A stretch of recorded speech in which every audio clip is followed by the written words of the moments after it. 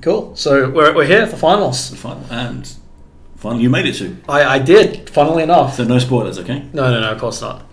I will just point out some of the nice little things I did. I think I actually played one of my best games of Flesh and Blood here.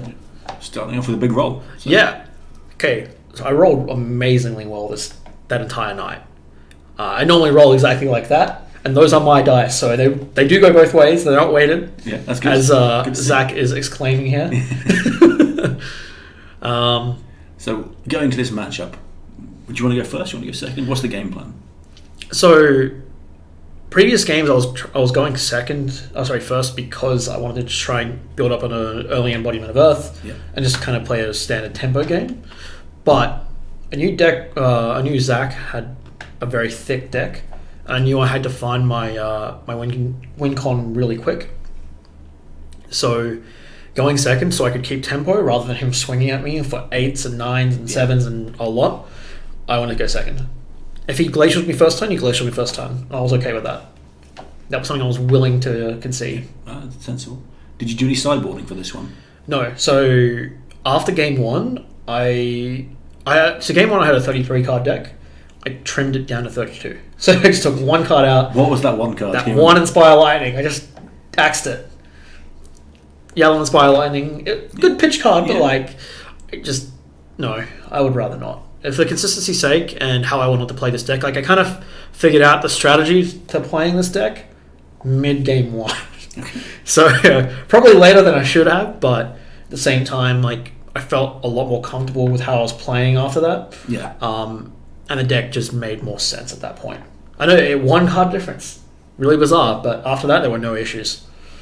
So drawing the Inspire Lightning quite a bit then? Yep. It was just bad. Also having it stuck in Arsenal. Yeah. So I'm interested about this turn 1 Coat of Frost. How do you feel about that? So you Coat of Frost turn 1 if you have a bad hand. Because you know your hand is bad, so this dump is for 5 raw. That is a bad hand. That is a bad hand. He's looking to try and get a better card in an Arsenal.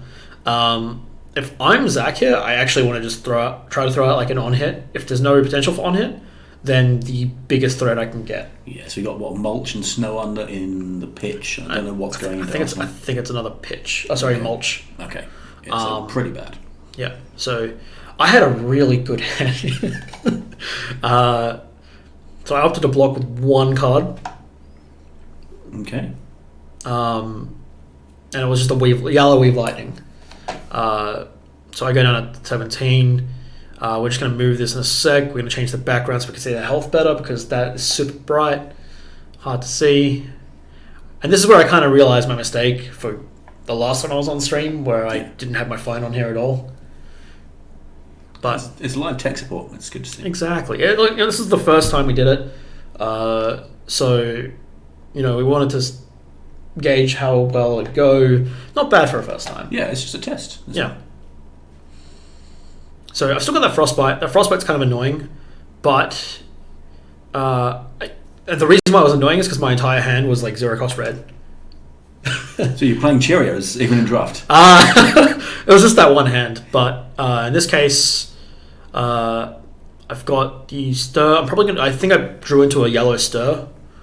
So yeah, I'll probably play the Bramble Spark fusing with the Weave Earth, and then pitching the Weave Earth here. Which does end up pitch stacking with the Stir later on. Okay, so I'm thinking about this. That's good. But also the Entwine Earth's coming at him for 8. So that's an 11 with 1 Arcane straight off the bat. And I kind of realized after my second hand how I'm going to get my win con and how easy it was for me to set it up.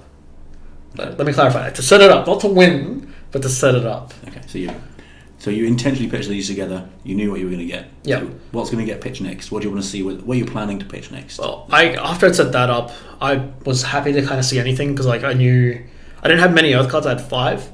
So the fact that I've already seen one, fused it, then pitched it afterwards, I'm pretty happy with. And I was able to get most of his cards out of his hand. And this is where I draw my Sotomoro. And this is where the seeds start coming together. What can I get here? Oh, I can get my Entwine Earth back. So with that Weave Earth, and potentially set up, another Bramble for later on, because I had 3 or 4 Brambles in this deck as well. Okay, yeah. Arcane is such good a value here, so. Yeah. So that's where my mind was kind of going. So I'm just kind of trying to play things for value here. But I think this turn, my hand's a little awkward for... Actually, it's not this turn, it's next turn. I won't spoil it, but... So we're seeing a Vela going into block. Yep. Still got to break ground, and what else have we got? I can't tell at the moment. But it is only coming for 3. Zac tried to say it was for 4. I'm like, no, it's not, man. It costs the white cards? Yeah, it costs 2, man. Rights of Replenishment. So I think there's an argument here for just pitching the break ground and then swinging with Rights of Replenishment, because it does recur if it hits. Which is where I think Zac started to let... because I did fuse it as well, so this is where I started recurring those cards. And I think I grabbed... It was either Bramble or Entwine Earth here. I think it was Bramble. But then I can play So Tomorrow down the line as well, recur another card. Yeah. So I'm kind of setting myself up here. It's all on the bottom already. But if you're Zac, what do you do in this situation? I mean, hopefully he's tracking that pitch as well. He's thinking about what he's going to put there. Yeah. So, possibly trying to pitch those turn timbers. I think we've seen him pitch one already. Mm-hmm. So, he's not leading you to it, but the problem is, I think he's got a bigger deck than you. Yeah. So he's going to struggle to get there. And that's the thing about playing a bigger deck, right? If you don't have a specific win condition and your goal is to try and fatigue people out or take their cards, yeah, it works, but you have to expect them to reach what they're stacking for first. And there's nothing like Crown of Seeds here that will try and cycle that a little faster. Yeah. As it is draft. And I just took 7. And when you're pitch stacking, I'm surprised you're taking 7. Yeah, what is my hand? I mean, I've put all these things at the bottom of the deck, but you're still willing to take 7. You're not worrying about getting there. I guess not. I'm kind of confused myself. Play the So here to get the rights back, I think, because it's the only hit target. Yep. So that goes to the bottom, I banish and then draw a card. Ball Lightning, that's a card. Okay, that's good match. So I've played 1 on attack so far. I've got to Weave Lightning in hand so I can play another one, get Go Again on my next attack, which will then activate for Bramble Spark? Not Bramble, Thorn, Rosetta Thorn, that's the one. We got there. Yeah. It's okay. So this is actually lining up to be an okay turn. It's funnily enough, after taking a lot of damage here. And that wasn't even dependent on drawing into that card. No, I think this hand was just looking to be very consistent. So yeah, red Shock Strikes for 5. And I think I have enough pitch to pitch for it, crack Sutcliffe's, and then swing Bramble. And that also allows me to put a card in Arsenal. Not Bramble, Rosetta. Why am I calling it Bramble now? But it's fairly brambly and spiky. It is. It is. It looks very beautiful in cold foil. You got one, didn't you? Yeah. Anyway, so yeah, doesn't quite fully block out. There's one over the top, so I do pitch the Ball Lightning for that 1 extra. So I'm floating 2 at the moment.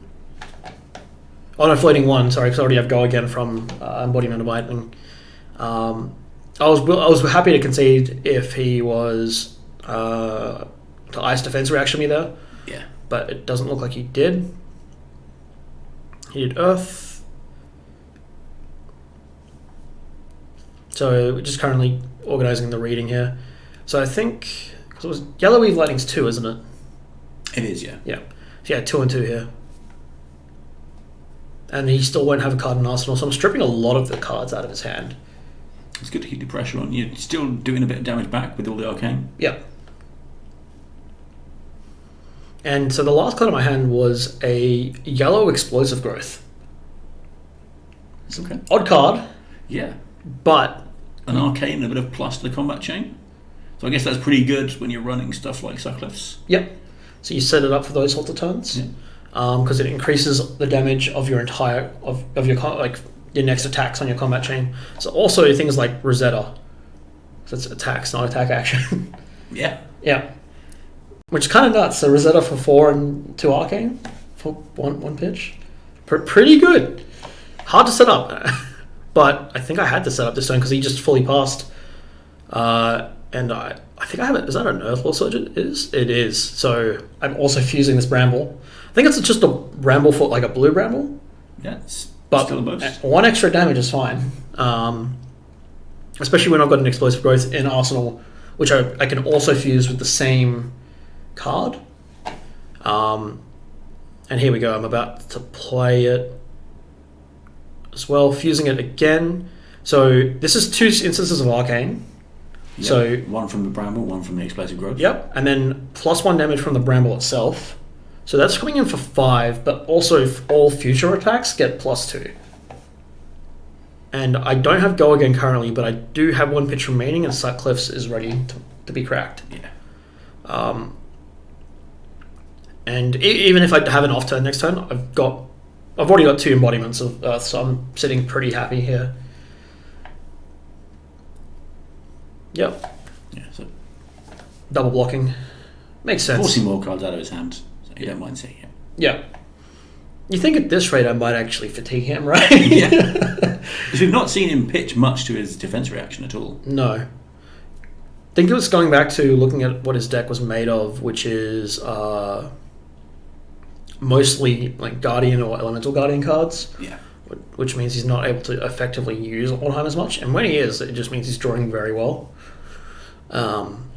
But is what it is. I did crack Sutcliffe's, and then I pitched to Heaven's Claw here for 7. Not bad. Because that does go over the top. If it does hit, I create another Embodiment Earth. So I'm just kind of like forcing a heavy decision on him. I think that was my argument between Rosetta for 4 and 2 or Heaven's Claw. I don't want Heaven's Claw in Arsenal. Yeah. And it threatens 1 more damage. It's not mixed, but he's also, taking it. So I do have a better defense now, because every non-attack blocks for an extra 3. So do you remember the ratios in your deck? 9 lightning, 5 earth. Pretty good for fusing. And what about non-attacks? Non-attacks? It was about 50-50, but I think it was like 14 non-attacks, 18 attacks. That's pretty good. Yeah. That's about the right ratio. Yeah, there was a message pop up that his battery was running low. That's all it was. I swear, I'm not changing life totals. But these turns are looking a little better. And this is the turn that I was talking about, of referring to earlier in the day, which was his red Shield of the Bone with the Evergreen. So I'm looking at my hand. My hand's like pretty good, right? I got another red Bramble in there. That blue Lightning Surge, Arcanic Shockwave, and I can't see what my last card is, but that is a solid hand, even just to try and get some small things out. But yeah, getting it out through Frostbites, that's not it's just impossible. So, especially 3. If it was 1, it's fine. 2, I can kind of do it. 3, no. So I think I just opt to fully block here, and then I'm just going to Arsenal of the Bramble. So there was an argument for arsenaling the Lightning Surge, but I was getting more value out of my Brambles that game with Arcane and Pumping. So that was my decision making there. But going into it, Zac has a full hand now, which is scary. So what if you're looking at his hand, what do you think Zac should be doing here? So we're going to turn Timber again. Mm-hmm. Looks like a Boost Aura, a Summerwood Shelter. Is that a Weave Earth as well? Yeah, it's a pretty sad hand to have this turn. Yeah. That's rough. I think you maybe try and get out the Aura and swing with a hammer if you can afford it. Oh, that's a Burgeoning. That's a Burgeoning. That makes it slightly better. Yeah, that's not as terrible. Because you could potentially just... I think it's a blue Burgeoning. Yeah, okay, it is. Yeah, none of them's touched yet. Yep, I kind of agree with that. The alternative is that... Because if you're not stripping cards from my hand, then I'm having an easier time here. Yeah. So it's either that, or you... or Titan Fist, or you play the Embolden and be sad when you get no value out of it. Yeah. No, I think that was the right play. You're keeping Ten Timber in the arsenal. So I've got a Sending Steelblade and Sending Steelblade. Guess you play the Sending Steelblade. Yeah, I guess so. So I've got the Bramble set up in arsenal. this patient. I don't need to ping him for 1 again. Like I said, I'm trying to get more toll value out of it. So just holding out for the earth. Yeah. Which is weird because I don't have many earth cards in this deck. Are you tracking your earth at this point? Yeah. Okay. So I've also tracked, even if he does, block out like for the rest of the game, I do have like minimum arcane damage left in my deck at this point in time. Yeah. That's good. So I've had a few thoughts in my mind going forward, but yeah. So as you can see, Shock Striker, Electrify, Arcanic Shockwave, and Vela Flash. Solid hand. Yeah. A couple of good pings. So there's an argument here for playing Bramble, but I mean, let's see how I defend because I can't remember this either, to be honest. Just taking the 1. Yeah, I think that's fine. Yeah, still got the lead.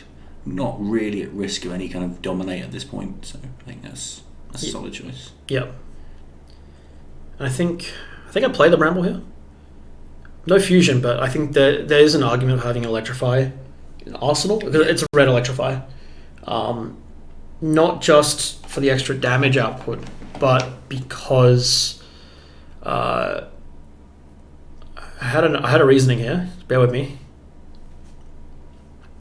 The stack I was pitching, I'm getting very close to that now.